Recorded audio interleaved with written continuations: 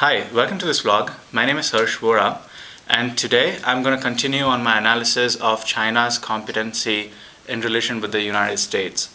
So we all know that China is expected to surpass the United States in the coming years in terms of GDP when calculated in purchasing power parity.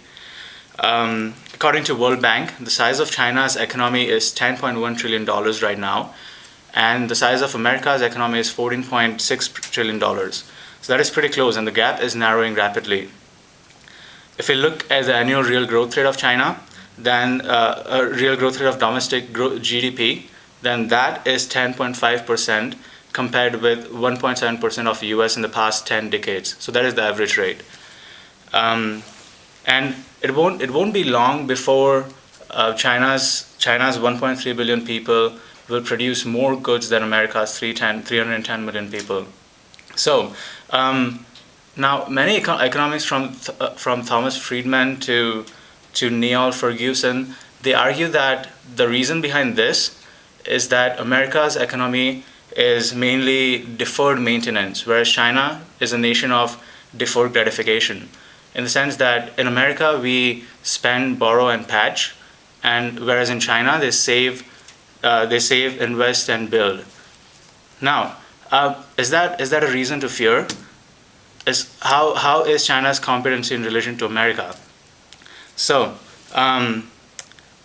Angus Madison, an economic historian in University of Groningen, he argued that in 1600 AD, and 1800 AD, China was the largest economy of the world.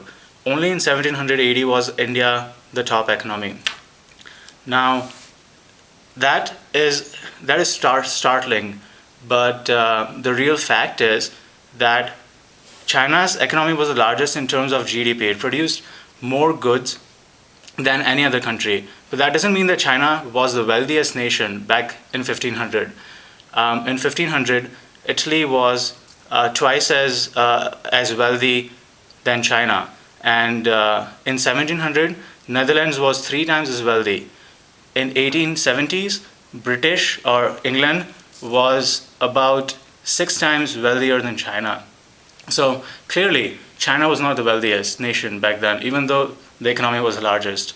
And even in future decades, if China surpasses the United States, it wouldn't mean that China would be the wealthiest nation in the world. Now, many economists, they argue that being the largest economy has its benefits. Like it has played a big role in the United States in terms of maintaining its prosperity.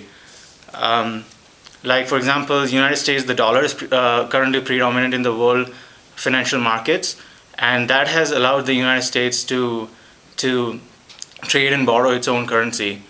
Now, when China surpasses US, China's currency renminbi will overtake dollar, and that will replace dollar as the world's largest currency. Now the impact of that is less dramatic than it seems. For example, one of the main effects that US will have of renminbi being the largest currency in the world is that US companies will have to begin hedging their currencies in foreign exchange markets. Now that is not a big problem because there are many companies currently that hedge, like foreign companies that hedge against the exchange rate risk, and they compete effectively. Second thing, borrowing in the US would become expensive. And that is not a big problem as well, because in the medium term, if US borrows less, then it's good for US because the debt levels are so high. Third, trade balance. If China's economy becomes the main or it becomes the predominant currency in the world, then the value of the renminbi will rise relative to the US dollars, and that will even up the trade balance. That will hurt US less in terms of trade.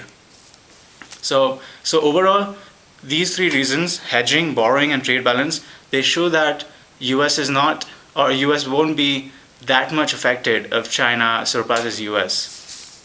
Now,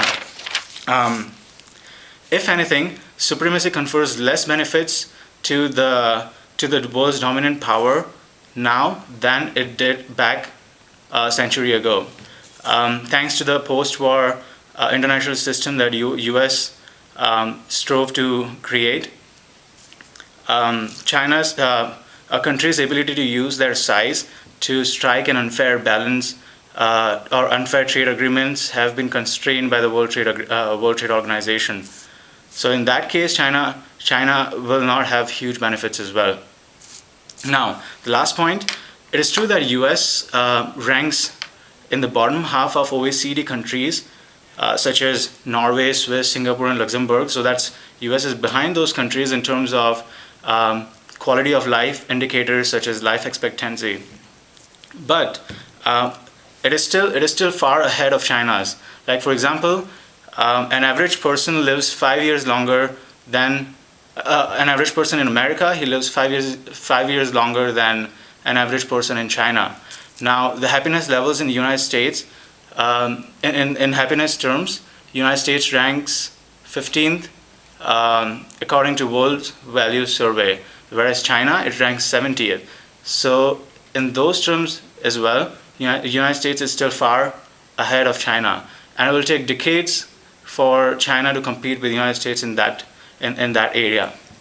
So my concluding point is we should focus more on strengthening the principles of founding fathers, life, liberty, and pursuit of happiness, rather than worry about China's economy surpassing the United States. In many indicators, quality of life indicators, happiness, life expectancy, property rights, and education levels. In all those levels, it'll take decades for China to overtake the United States. So that's my point. If you have your views, if you have any comments to make, feel free to make them, and I'll look forward to it. Thank you.